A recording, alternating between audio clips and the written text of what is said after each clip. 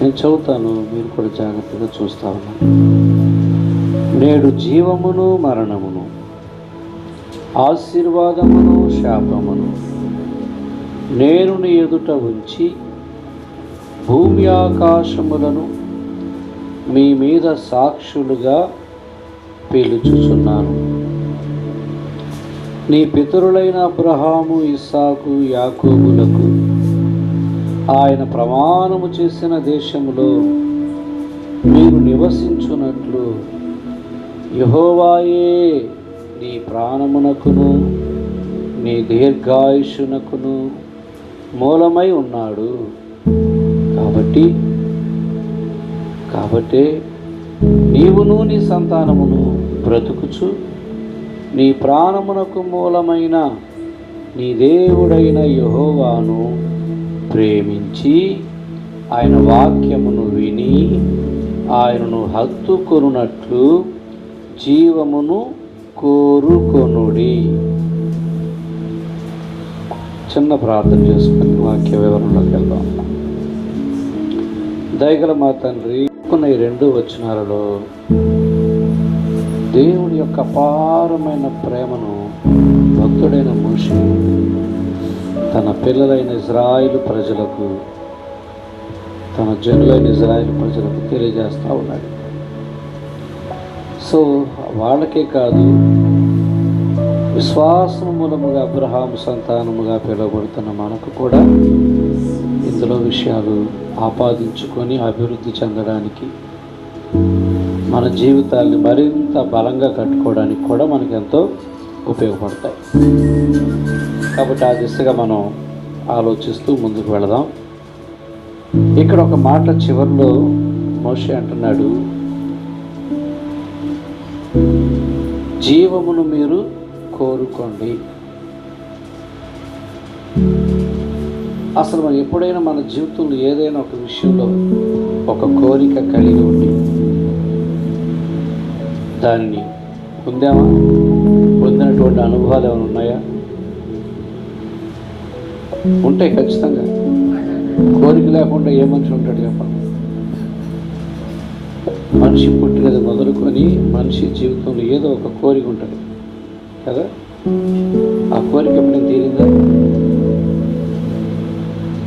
తీరిన ఎక్స్పీరియన్స్ ఏం లేదు ఉంది కదా. ఉదాహరణకి రోజు క్లాస్ ఫస్ట్ రావాలనుకుంది, ఎప్పుడు వచ్చాను పాపం తేలేదు, పాస్ అయితే చాలా అనుకున్నావా? అప్పుడు పాస్ అయ్యావా? అయితే నీ కోరిక తీరింది. చాలాసార్లు మన జీవితాల్లో చాలా మనం ఆశపడతాం, చాలా విషయాలు మనం కోరుకుంటాం. ఆ కోరిక తీరితే చాలా సంతోషపడి ఉంటాం.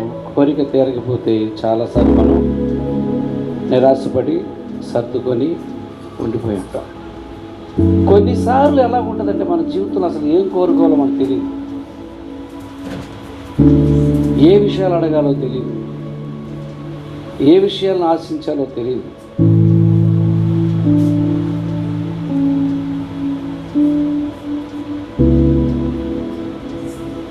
ఒకసారి దేవుడి దగ్గర కూడా దేవుడు గవుకని ప్రత్యక్షం, నీకేం కావాలి భక్త అంటే, ఆగయ్యా నాకేం కావాలి సడన్గా అడిగితే నేను అటు చెప్పను అది కేవలం పడిపోతుంది. ఆల్రెడీ మన జీవితంలో మనకంటూ ఒక కోరిక ఉందనుకో, దాని వెంటనే మనం చెప్పచ్చు. కాబట్టి కొన్నిసార్లు అయితే మనం ఏం కోరుకుంటామో తెలియదు. తల్లిదండ్రులు చూడండి, పిల్లలకి బయట తీసుకెళ్ళినప్పుడు ఏం కావాలి, ఏం కొనుక్కుంటారు అంటే, నేను ఊరికి చెప్తాను. పొద్దునే మా అమ్మాయిని ప్యాకింగ్ తీసుకెళ్ళి ఏం కొనుక్కుంటామంటే ఇక పిల్లలు చెప్పలేకపోతే 15 పోదాం అన్నా అనేసరికి ఇక ఆవిడకి ఏది కనపడాలో తెలియక ఇరిపోయేటట్టున్నాడు, తిరిగిపెట్టేటట్లేడు అని చెప్పేసి అదేదో టక్మని ఒక పేరు చదివేసేసి ఆ చాక్లెట్ కావాలి 20 రూపాయలు తీసుకో.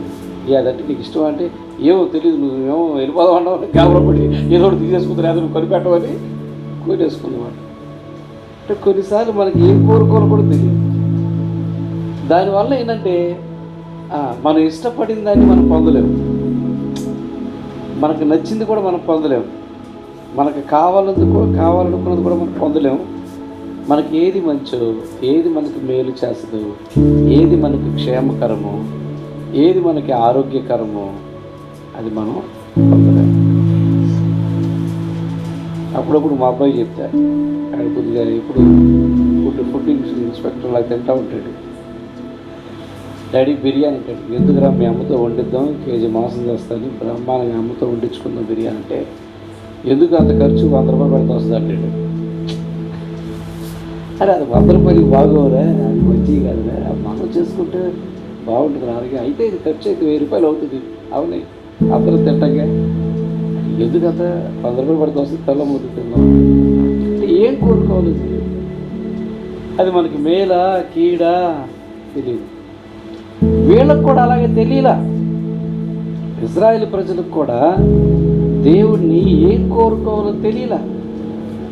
ఈ తెలియని దాన్ని కోరుకొని ఏం అడగాలో అది అడగకుండా, ఏవి సనకూడదో అవి సనిగి వారి జీవితాల్లో చాలా నష్టపోయారు, చాలా తిప్పలు పడ్డారు, చాలా అలసిపోయారు.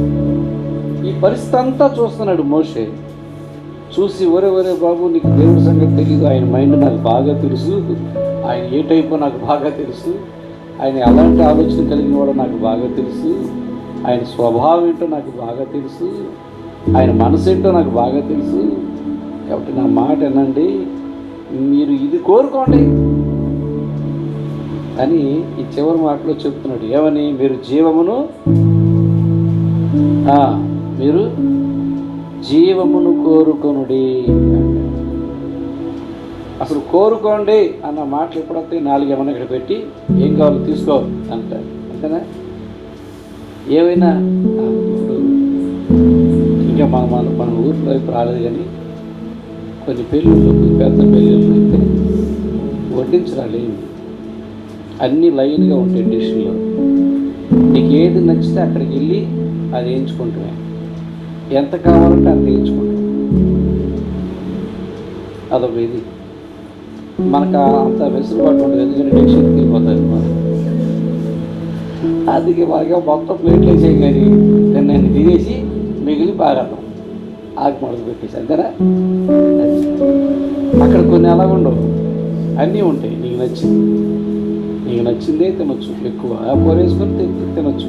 అప్పుడు మిగిలిన కూరలన్నీ ఉంటాయి, దాన్ని ఇష్టపడేవాళ్ళు కూరలు వస్తాయి. ఏవైనా 4-5 పెట్టి నీకేం కావాలో కోరుకో అంటే కోరుకోవచ్చు. దేవుడు కూడా అలాగే పెట్టాడు. ఇజ్రాయేల్ ప్రజలకు ఆయన ఎలాగా ఉంచాడంటే చూడండి, 19వ వచనం చదవండి. ఆ ప్రజల ముందు ఆయన ఏముంచాడు? నేడు జీవమును మరణమును, ఆశీర్వాదమును శాపమును నేను నీ ఎదుట ఉంచి. ఒకటి ఏమి ఉంచాడంటే మనిషి ముందు? జీవము మరణం ఉంచాడు, ఇంకా ఆశీర్వాదం శాపం ఉంచి నీ ఇష్టం ఏం కావాలంటే అది తీసుకోవాలి.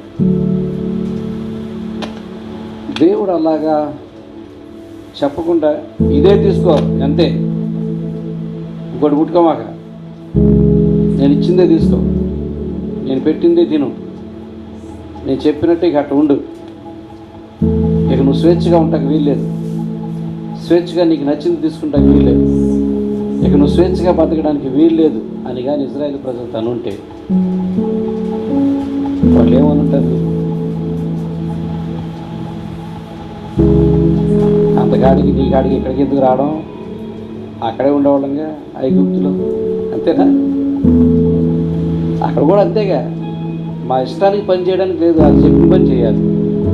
ఇటుకలు తొక్కమంటే ఇటుకలు తొక్కాలి, మట్టి తొక్కమంటే మట్టి తొక్కాలి, రాళ్ళు పోయమంటే రాళ్ళు పోయాలి, ఏదో తినడానికి ఒక ముద్ద అన్నం పెడతాను. ఆ మాత్రం జీవితం జీవించడానికి ఇక్కడ దాకా రావడం ఎందుకు? ఆ స్వేచ్ఛ లేని జీవితం అక్కడే ఉంది.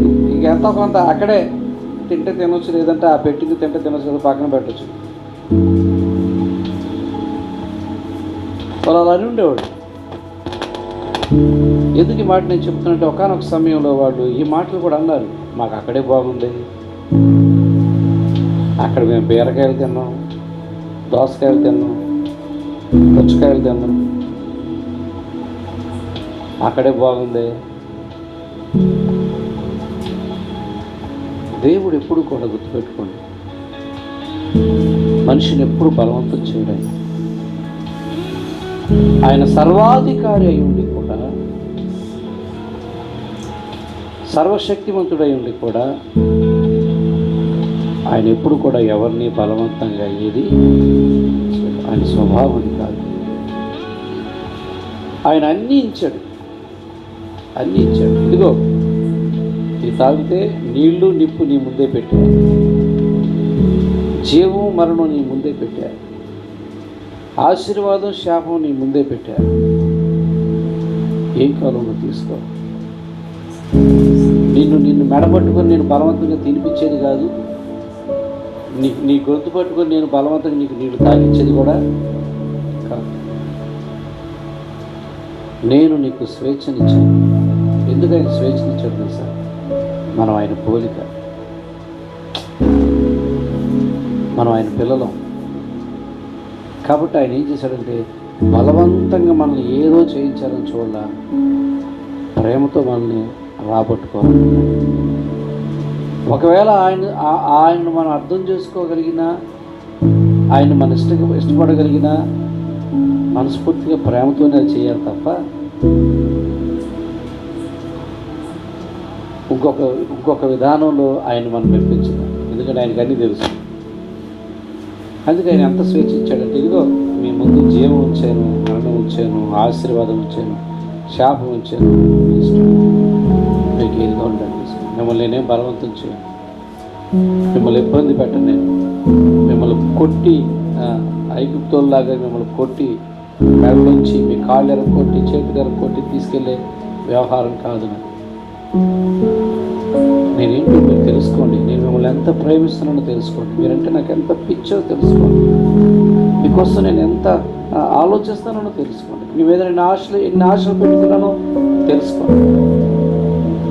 మీ భవిష్యత్తు విషయంలో నేను ఎంత తప్పిస్తున్నానో తెలుసుకోండి. నాకు మీరు తప్ప ఎవరు లేరు. ఎందుకంటే మిమ్మల్ని నా పోలికల్లో చేసుకున్నాను, నా చేతులతో చేసుకున్నాను. నేను కన్నాను మిమ్మల్ని, నా ఊపిరి పోసుకున్న మీలో మిమ్మల్ని జీవించే ఆత్మగా చేసుకున్నాను. మిమ్మల్ని రాచి రంపాన్ని పెట్టడం నాకు ఇష్టం లేదు. నేను అలా పెట్టాను. ఇంతటి ప్రేమ నీకు అర్థమైతే నువ్వు నా దగ్గర ఉంటావు. నేను ఉండను అంటే అది కూడా నీకే నీ ఇష్టానికి నేను వదిలిపెట్టేస్తాను. చాలాసార్లు మనుషులు ఏం కోరుకుంటారు చెప్పండి? స్వేచ్ఛ కోరుకుంటారా, లేకపోతే తమ ఇష్టాన్ని చంపుకొని తమను ప్రేమిస్తున్న దేవుని ఇష్టాన్ని నెరవేర్చడం కోరుకుంటారా? ఇప్పుడు మనలోనే ఎవరో ఒక ఆయన తాగుడు అలవాటు ఉంది. వచ్చారు, అయ్యా మజ్జిగ బాటిల్ పెట్టాను, వాటర్ బాటిల్ పెట్టాను, ఏది కావాలో తీసుకుంటాడు. అయ్యగారు, పాస్టర్ గారు, 4 పీకేస్తున్నాను దగ్గర నుంచి, మజ్జిగ నాకు సెట్ అవ్వదు, కానీ ఈ పూటకి మీరు క్షమిస్తే వాటర్ తీసుకుంటాను. ఇక అంతకుమించి నేనేం చేయలేను. నేను బలవంతంగా మజ్జిగ తాగించిన అది నేను ఇవ్వబడదు. అది ఇదే జీవం, అది మరణం. ఇది తాగితే నువ్వు బతుకుతావు, నువ్వు కుటుంబం బాగుంటుంది, నువ్వు బాగుంటావు, నువ్వు ఆరోగ్యంగా ఉంటావు. అది తాగితే అది మరణాన్ని తీసుకున్నాను. చూసారా, దేవుడు మనిషికి ఎంత స్వేచ్ఛనిచ్చాడు. ఏదో తోటలో కూడా అలాగే పెట్టాడు. ఇదిగో అది కూడా పెట్టి, అది కూడా ఉంది, తినొద్దు. లేదు తింటే ఏమవుద్ది అంటే అది నీ ఇష్టం, నేను చేసింది. తింటే ఏమైందో తిన్న తర్వాత తెలిసింది. మీరు ఇది ఆలోచించాలి. తింటే ఏమైందో ఏమవుతుందో తినకముందు తెలియదా, తిన్న తర్వాత తెలిసింది. వారిని తింటే సిగ్గు వస్తుందా, తింటే దూరం అయిపోతామా, తింటే ఈ అందమైన ప్రకృతిని కోల్పోతామా, తింటే ఈ తోటలో యజమానిలాగా ఉండే నేను తోట బయటికి వెళ్ళిపోవాలా, తింటే చెమటూర్చి కష్టపడాలా, తింటే పండించుకొని తినాలా. ఎంత నష్టం ఉందా, ఎంత కష్టం ఉందా. తెలివైన వాళ్ళు ఏం చేస్తారు? అప్పుడు ఇవన్నీ మనకెందుకురా? ఆయన మంచోడు, ఆయన మనల్ని సృష్టించాడు, తన పోలికల్లో చేసుకున్నాడు. మనం అంటే ఆయనకి పిచ్చి, ఆయన మనల్ని ఎప్పుడు బాధ పెట్టడు. అవసరమైతే మన కోసం ప్రాణమే పెట్టేంత ప్రేమ ఆయనకుంది. ఇక మనం ఆయన నమ్మి కాముగా ఉంటే ఆయన చెప్పినట్టు సుఖంగా ఉంటాం. ఎందుకు మన సొంతంగా ఆలోచించి తిప్పలు తెచ్చుకో అని అనుకుంటాం. అందుకే మోషే అంటున్నాడు, ఇదిగో ఆయన అన్నీ పెట్టాడు, కానీ నువ్వేం కోరుకోవాలంటే జీవమే కోరుకోరా బాబు. అన్నీ పెట్టాడు కదా అని నువ్వు అది కోరుకోమాక, అది శాపం వస్తుంది, తర్వాత అది పాపం తెచ్చి పెడుతుంది, అది రోగం తెచ్చి పెడుతుంది. కాబట్టి నువ్వు జీవమే కోరుకొని రికమెండ్ చేస్తున్నాడు. ఎవరు? మోషే. ఆయనేం చెప్పడు, ఆయన అన్నీ పెడతాడు, నేను స్వేచ్ఛగా ఉండమని కోరతాడు. తెలియదు, నేను చెప్తున్నాను. అందుకే ఆయన చెప్పడు కాబట్టి నేను చెప్తున్నాను, మీరు మాత్రం జీవమే కోరుకోండి అంటే దాని అర్థం ఏంటంటే, జీవమే కోరుకోండి అన్న మాటకు అర్థం ఏంటంటే, మీరు ఆయనతోనే ఉండండి, ఆయన మాట మీద ఉండండి, ఆయన మాటకే విలువ ఉండి ఆయన్నే ప్రేమించండి అని అర్థం. ఇక్కడే ఉంటుంది మనకు ఆ అర్థం అంతా కూడా. ఒకసారి మనం చూద్దాం. 20వ వచనంలో, నీ వాగ్దానం అబ్రహాము ఇస్సాకు యాకోబులను ప్రమాణం చేసిన దేశంలోకి మీరు సరిపడి యెహోవాయే నీ ప్రాణమునకును నీ దీర్ఘాయుష్యునకును మూలమై ఉన్నాడు. ఎవరు? దేవుడు. ఈ దేవుడైన యెహోవా ఏమై ఉన్నాడంటే, నీ ప్రాణమునకు నీ దీర్ఘాయుష్యునకు మూలమై ఉన్నాడు. అంతేగా, ఆయన బ్రతికించాలంటే బ్రతికించగలడు, తీసుకెళ్ళిపోవాలనుకుంటే తీసుకెళ్ళిపోగలడు. లేదు నువ్వు అట్టనే ఉండాలంటే ఇక మా అమ్మగారిలాగా ఉండాలి. పాపం ఆవిడ 8 సంవత్సరాలతో మంచం మీదే ఉంది. ఆవిడకి ఎట్లా ఉందో మాకు తెలియదు. మా నాన్నకి పాపం బాధగానే ఉంది, నాకు బాధగానే ఉంది. ఆ మనిషిని అలా చూస్తే ఏం బాగుంటాం చెప్పండి. అయ్యో మా అమ్మ ఎంత బాగుండేది, ఎంత చక్కగా హుషారుగా ఉంది, అలా వెళ్ళిపోయిందని. వాళ్ళ ఫ్రెండ్స్ కూడా అప్పుడప్పుడు వస్తారు, మా అమ్మోళ్ళ ఫ్రెండ్స్. వాళ్ళు కూడా ఏంటే అలా అయిపోయావు నువ్వు, ఫోన్ లేదు, నేను ఇసుకోకుండా చూస్తున్నారు అంతవరకు అని వాళ్ళు తెచ్చారు. ఆయన తీసుకెళ్ళిపోవాలంటే తీసుకెళ్ళిపోవడం, అమ్మని ఉంచాలంటే ఉంచడా. జీవన్మరణములు యెహోవా వశమై ఉన్నవి చెప్తున్నాడు. ఒరే, ఆయన గురించి నీకు తెలుసా? నీ ప్రాణమును నీ దీర్ఘాయుష్నకును ఆయనే మూలం. కాబట్టి నీవును నీ సంతానమును బ్రతుకుతారు. నువ్వు ఆయన నమ్మితే, ఆయన మీద మాత్రమే నమ్మకం ఉంచుకుంటే మీరు బ్రతుకుతారు. ఇంకేమంటే, నీ ప్రాణమునకును మూలమైన నీ దేవుడైన యెహోవాను ప్రేమించు. సలహా ఇస్తాను. జీవం కోరుకోవడం అంటే అర్థం ఏంటంటే, నువ్వు ఆయన్ని ప్రేమించాలి. ఎలా ప్రేమించాలో కూడా చెప్పాడు. వాక్యమును విని ఆయనను హత్తుకో. వాక్యం విని ఆయన్ని హత్తుకో. నువ్వు వాక్యం వింటున్నప్పుడల్లా దేనికి అసలు వాక్యం చెప్పండి మనం? వాక్యం ఎందుకు మనకి? టానిక్ ఏంటి అదేమన్నా? వాక్యం దేనికి మనకి? ఎందుకు వాక్యాన్ని మనం ధ్యానిస్తామంటే, నీ దేవుడు ఏంటో నీకు తెలియాలిగా. ఆయన నిన్నెంత ప్రేమిస్తున్నాడో నీకు తెలియడమే. వాక్యం మనం ధ్యానించకపోతే దేవుడు నిన్నెంత ప్రేమిస్తున్నాడో నీకు తెలియదు. దేవుడు నీ కోసం ఏం చేయాలనుకున్నాడో నీకు తెలియదు. ఆయన నిన్ను ఎలా చేసుకున్నాడో నీకు తెలియదు. మన విషయంలో ఆయన ఎంత ఓపికతో ఉన్నాడో తెలియదు. మన విషయంలో ఆయన ఎంత దీర్ఘశాంతం కలిగి ఉన్నాడో మనకు తెలియదు. మనల్ని ఎంత క్షమిస్తున్నాడో మనకు తెలియదు. మనల్ని ఎంత భరిస్తున్నాడో మనకి తెలియదు.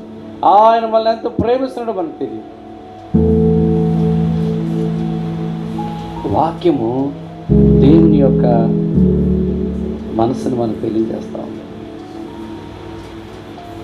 కాబట్టి మోషే అన్నాడు, ఇదిగో నువ్వు జీవం కోరుకో అన్న మోషే ఏమన్నాడంటే, ఆయన చేతిలోనే ఉన్నాయిరా బాబు మన బ్రతకడం, మన చావు, మన భవిష్యత్తు, మన దీర్ఘాయుష్, మన కుటుంబం, మన సంతానం అంతా ఆయన చేతిలో. అలాంటి ఆయన్ని కాదని నువ్వు వేరే కోరుకున్నావు అనుకో, ఇంకా అది వేరే రకంగా ఉంటుంది.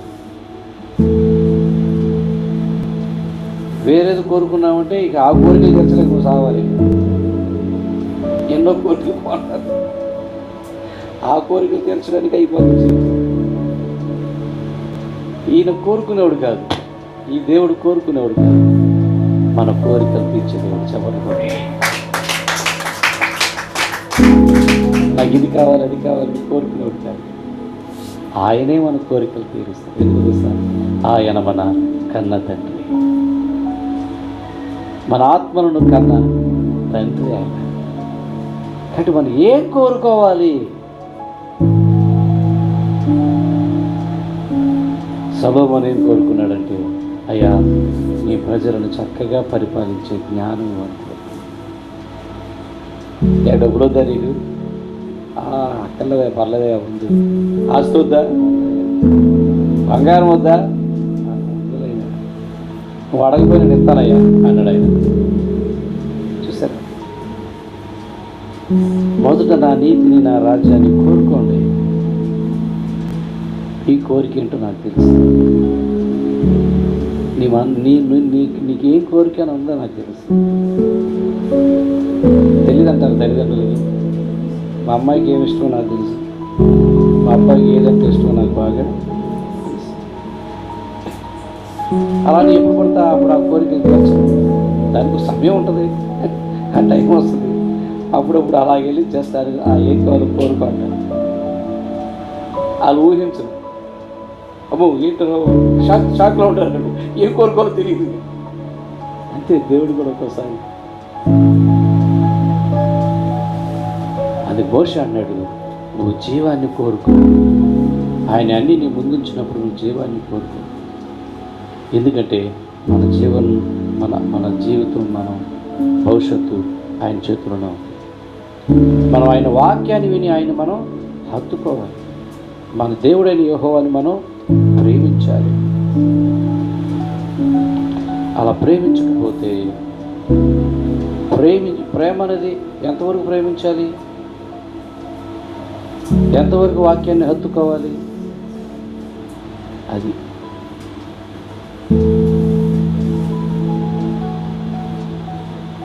ఉంటే ఒకలాగా, లేనప్పుడు ఒకలాగా కాదు.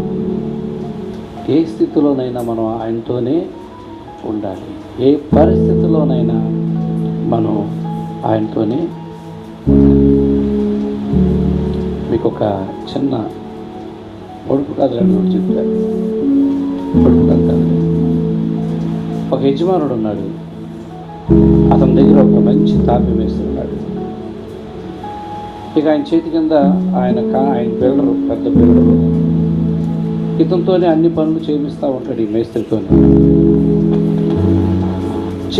చేపించి అన్ని చాలా బిల్డింగ్స్ కట్టి వ్యాపారం చేస్తూ ఉంటాడు. ఇక ఈయన ఏమంటాడంటే, అయ్యా నేను చాలా కాలంగా చేస్తున్నానుగా, ఇక చేయలే, ఆగిపోతాను, ఇక నేను రెస్ట్ తీసుకుందాం అనుకున్నాను,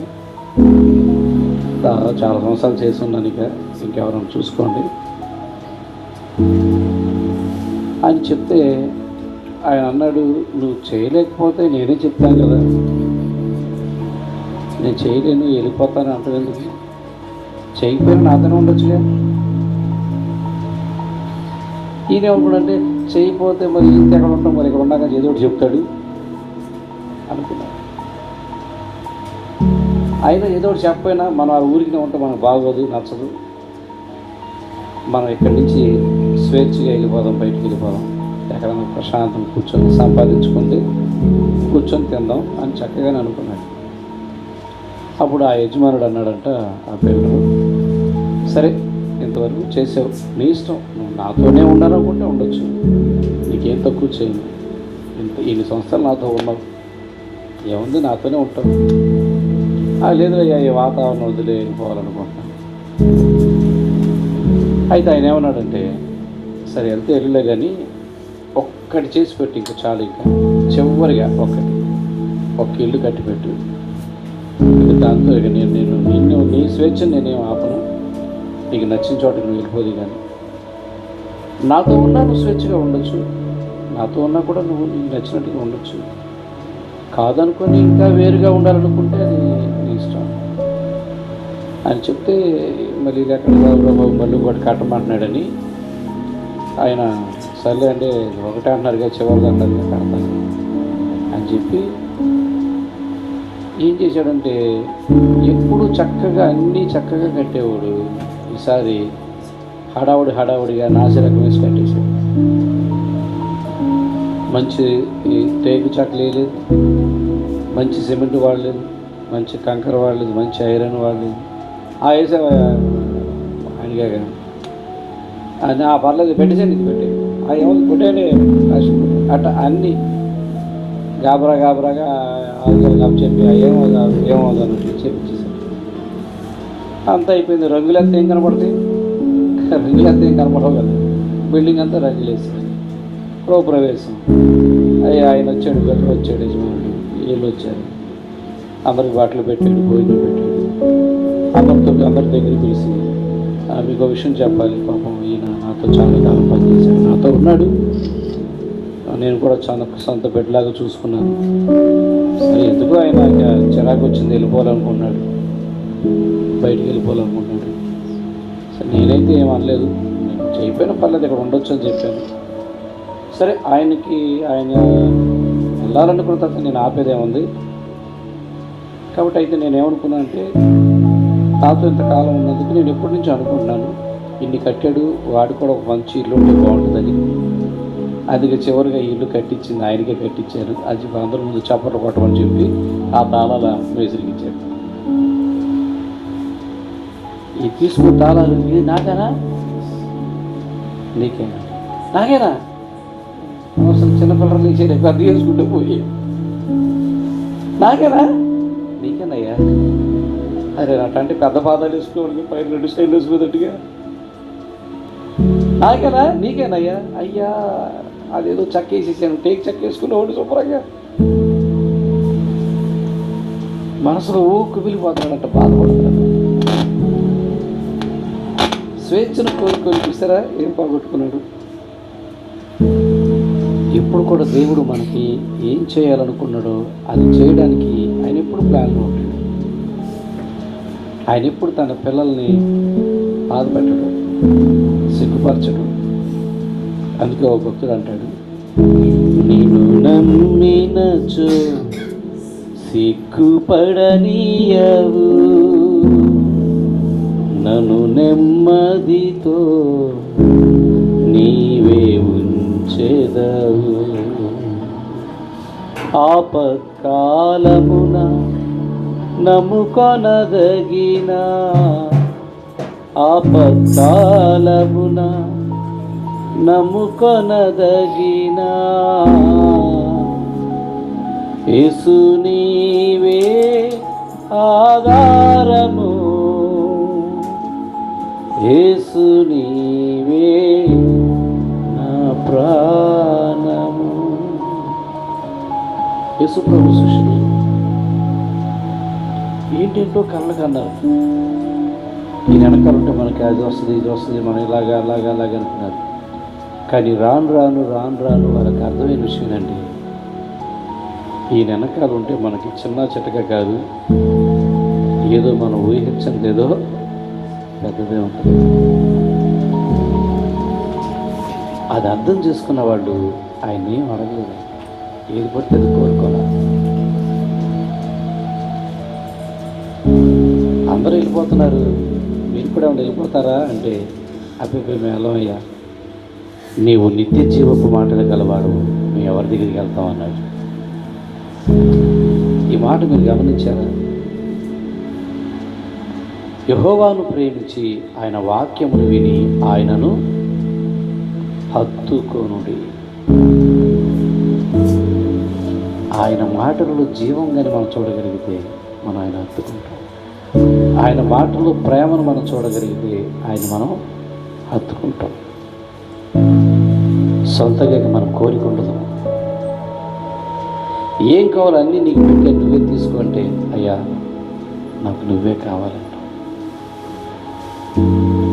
నీకు తెలుసుగా ప్రభా నాకేం కావాలో నువ్వు చూసుకుంటావు కదా, మరి నేనేందుకు కోరుకోవడం. మోషే అంటాడు, మీరు జీవమునే కోరుకోండి, చాలామంది ఆ పూట కోసం ఏదో కోరుకుంటారు,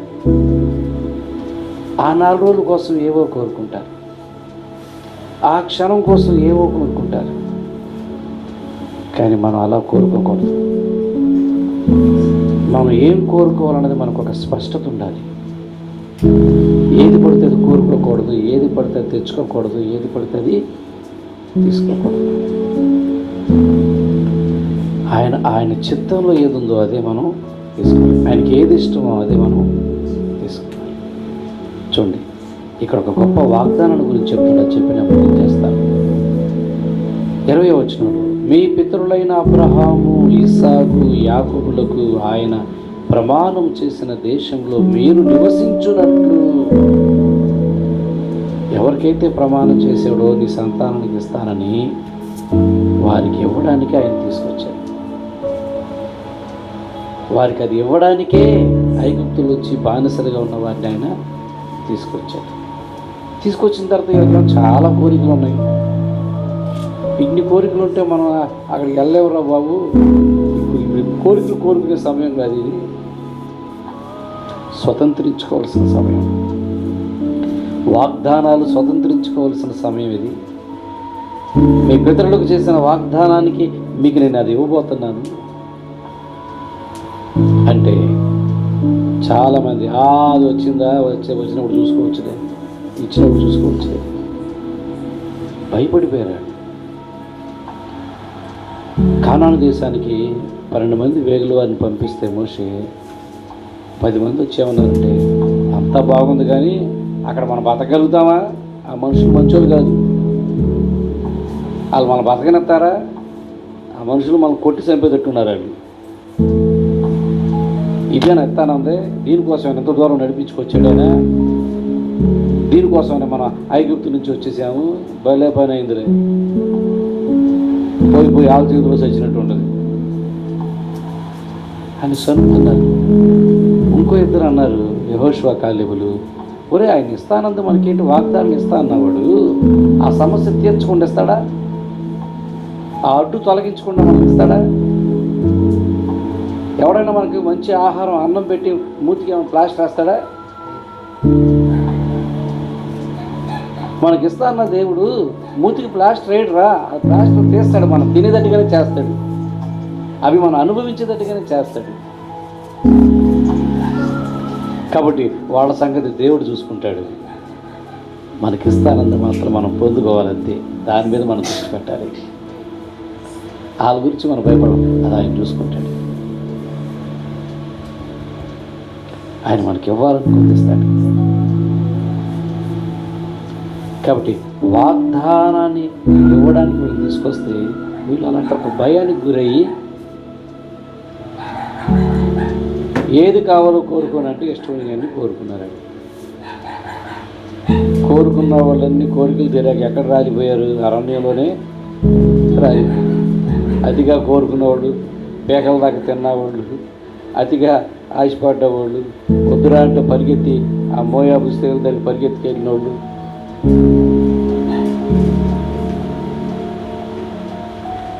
అయిపోయింది. ఏం కోరుకోవాలో తెలియదు. వాళ్ళు ఏం కోరుకోవాలంటే, దేవుడు మా పితరులకు ఇస్తా అన్న భూమి మాకు కావాలని కోరుకోవాలి. అక్కడికి మేము నడవాలని కోరుకోవాలి. ఇలా కోరుకొని వాళ్ళందరూ అయిపోయారు. సరే, మిగిలిన వాళ్ళు వచ్చారు కదా, వీళ్ళందరూ వచ్చాక అప్పుడు ఇక మోషే కూడా అయిపోయాడు. వీళ్ళందరితో యెహోషువ ఏమంటాడో తెలుసా? ఒరు బాబు, మీరు అన్నీ చూశారు, మీ నాన్నలు మీ తాతయ్యలు చేసిన పనులన్నీ చూశారు. ఇప్పుడు దేవుడు మనకి ఇస్తానంది మనకి ఇచ్చేశాడు.